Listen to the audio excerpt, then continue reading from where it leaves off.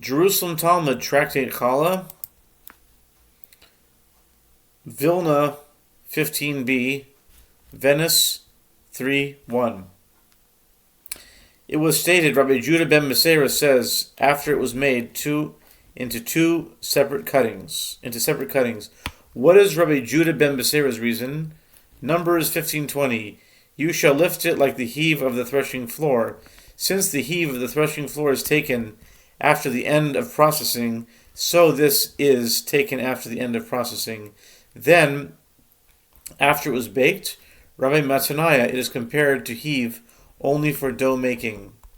Rabbi Yossi in the name of Rabbi Shimon ben Lakish. This is Rabbi Akiva's, as we have stated there. If somebody took challah from a single kav, Rabbi Akiva says it is challah, but the sages say it is no challah. Rabbi Akiva said that only for the past, maybe for the start. Here we deal with the start. Rabbi Jonah, Rabbi Chia in the name of Rabbi Shimon ben Lakish. They followed the manner of Rabbi Akiva. Rabbi Yochanan said, it is everybody's opinion, since when she starts pouring the water, it is, Numbers 15:20, the beginning of your doughs. As it was stated, Tevel tithe was mixed with profane food, makes it forbidden in the minutest amount. If it can be taken care of from another place, one gives in proportion. Otherwise, Rabbi Elazar ben Arach says he should give a name to the heave of the tithe and lift it by 101. Rabbi Jacob from Jabul, in the name of Rabbi Hanina, practice follows Rabbi Elazar ben Arach. Rabbi Yochanan said, what they taught about the Kohanot implies that practice does not follow Rabbi Elazar ben Arach. What did they teach the Kohanot? This is challah for this dough, and the sourdough in it, for the flour contained in it, and for the flatbread under it. If all these are counted together, the amount in my hand shall be dedicated as challah, except what might be impure in it. She says, except what might be impure.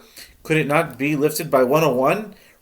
Rabbi Jonah said, Rabbi Samuel from Cappadocia and one of the rabbis once said, in one case, there is enough to lift. In the other case, there is not enough to lift. Since it would have been expected to be lifted, it is as if care might be taken of it from another place. Rabbi Yossi said the statement is reasonable on Sabbath eves, since everybody is bringing. It is as if she separated from what is obligated for what is obligated, but on weekdays, while they instituted that challah may be taken from pure for impure and not earmarked, but from what is exempt and for what is obligated, Rabbi Jonah said it is only reasonable on weekdays, but on Sabbath eve she would have to say all including the impure. Why? Since some dough is taken before all one mass, when all is made into one mass, the former is sanctified at challah. If one would say exempt the impure contained in it, it would turn out that impure tevel is mixed with challah. If you say all including the impure, it is impure profane. Therefore, it is better to give from what is exempt, for what is obligated, to avoid impure tevel mixed with challah.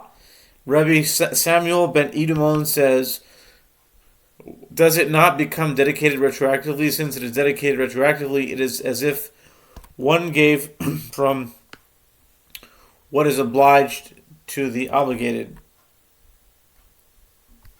Skipping down to Venice 3:4. Mishnah.